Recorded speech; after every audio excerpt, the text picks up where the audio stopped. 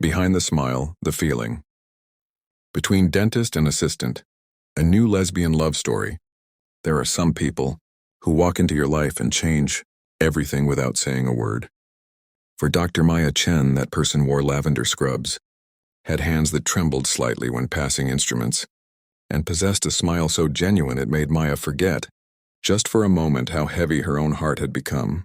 The dental clinic on Maple Street had always been Maya's sanctuary, a place where she could lose herself in precision and routine, where every procedure had a protocol, and every problem had a solution. But on the morning Claire Thompson walked through those doors as her new assistant, Maya realized that some things in life refuse to follow any manual, and some feelings grow in the spaces between what we say and what we dare not speak aloud. If you believe in second chances, in the courage it takes to love again after loss, and in the quiet strength of finding someone who sees past the walls you've built, please like this video, share it with someone who needs hope today, and subscribe to channel name for more stories that celebrate the beautiful, complicated truth of being human. Maya had built her life on control.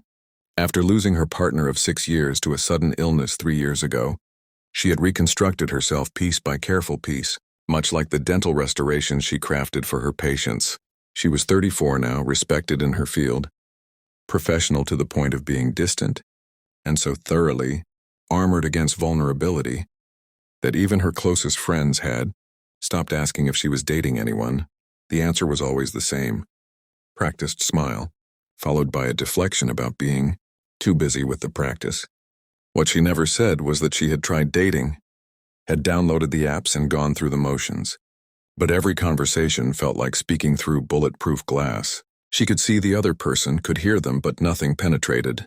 Nothing reached the part of her that had been destroyed when she held Sarah's hand in that hospital room and watched the monitors go quiet. Claire was 28, newly relocated from a small town 2 states away, carrying her own invisible wounds that she hid behind an enthusiasm that seemed almost desperate in its brightness. She had worked as a dental assistant for 5 years, and her references were impeccable. But there was something in her eyes during the interview that Maya had almost recognized, something haunted and carefully guarded. Maya had hired her anyway, perhaps because she understood what it meant to be good at your job while falling apart inside. Perhaps because Claire's hands, despite their trembling, moved with a gentleness that suggested someone who had learned to be careful with fragile things. The first few weeks were professional and unremarkable. Claire learned the clinic's systems quickly, anticipated Maya's needs during procedures with an intuition that suggested she'd been doing this work much longer than 5 years, and maintained exactly the right amount of distance. They spoke only about patients, schedules, and inventory. They worked in the synchronized silence of 2 people who understood that some spaces are safer left unfilled with small talk. But Maya found herself noticing things she had no business noticing: the way Claire always wore a small silver bracelet that she would touch when she was nervous, the fact that her coffee order changed based on what kind of day they were having, the soft humming she would do while sterilizing instruments when she thought no one was listening. It was during a difficult extraction on a particularly anxious patient that something shifted between them. The patient, a young man with severe dental phobia, was on the verge of a panic attack despite the sedation. Maya could feel her own frustration building as the procedure stalled, and then she felt Claire's presence beside her, not just physically but in some other way she couldn't name. Claire had begun speaking to the patient in a voice so calm and steady it was almost hypnotic, talking about breathing and safety and how brave he was being, and her hand on his shoulder seemed to transmit some kind of peace that medication alone couldn't provide. Maya found herself slowing down, matching Claire's energy, and the procedure that had felt impossible suddenly flowed.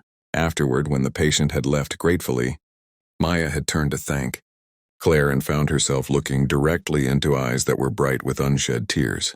In that moment, something passed between them that was more than professional recognition, something that made Maya's carefully constructed walls tremble. They began staying late together, ostensibly to catch up on paperwork or prepare for the next day, but really because neither of them wanted to return to their respective empty apartments. Their conversations evolved beyond the clinical, touching carefully on books they'd read, places they'd lived, dreams they'd had before life had taught them to dream smaller. Claire mentioned a past relationship that had ended badly, something about not being accepted, about choosing between love and family, and Maya had shared for the first time in years a single memory of Sarah without following it immediately with a subject change. They never explicitly discussed their sexuality, never labeled what was growing between them, but there was an understanding in the way Claire looked at her, a recognition that said, "I see you. I know what loss looks like because I carry it too." The turning point came on a rainy Thursday evening when a pipe burst in the clinic, flooding the storage room and requiring them to work side by side for hours moving supplies and calling emergency services. They were both soaked and exhausted, and somewhere around midnight, as they sat on the floor of the break room, waiting for the restoration company to finish, Claire had started laughing, really laughing at the absurdity of it all. Maya had found herself laughing too, and then somehow they weren't laughing anymore but looking at each other with an intensity that made the air feel thick and charged. Claire had reached out and tucked a wet strand of hair behind Maya's ear, and that simple touch had broken something open in Maya that she had thought was permanently sealed. She had pulled back, had stood up quickly and mumbled something about needing to check on the restoration crew, and spent the rest of that night and the entire next day putting distance between them. But Claire hadn't let her retreat completely. She had simply continued to be present, continued to be kind, continued to treat Maya with a patience that suggested she understood exactly what Maya was running from because she had run from it herself.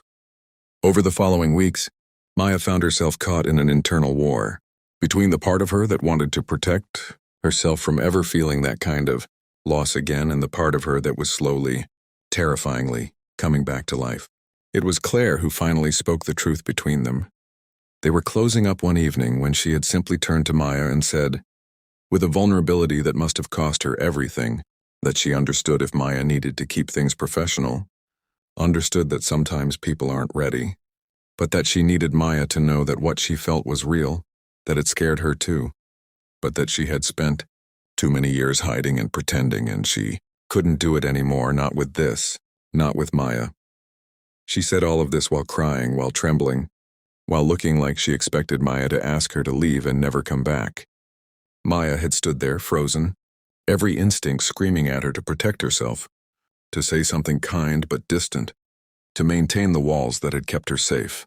But then she looked at Claire, really looked at her, and saw not just someone who was brave enough to speak her truth, but someone who was offering Maya a chance to do the same.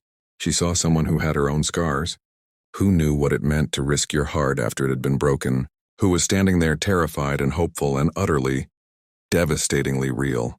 And Maya realized that the heaviest burden she carried wasn't the grief of losing Sarah. It was the fear of never loving again, of going through life behind the glass, watching but never participating, safe but never truly alive. She had crossed the space between them slowly, giving Claire time to move away if she wanted to. But Claire had stood her ground, her breath catching as Maya reached out and took her hands. Maya had told her, in a voice that shook with emotion she hadn't let herself feel in years, that she was terrified, that she didn't know if she was ready. That part of her would always love Sarah and feel guilty for moving forward. But she also told her that for the first time since loss had hollowed her out, she felt something other than emptiness when she looked at another person. She felt possibility. She felt hope. She felt the terrifying, exhilarating sensation of her heart remembering how to want something. If this story has touched your heart, if you believe in the courage it takes to love after loss, to be vulnerable after being broken, to choose hope when fear feels safer, please take a moment to like this video, leave a comment sharing your thoughts, and subscribe to channel name, so we can continue sharing stories that honor the complexity and beauty of love in all its forms.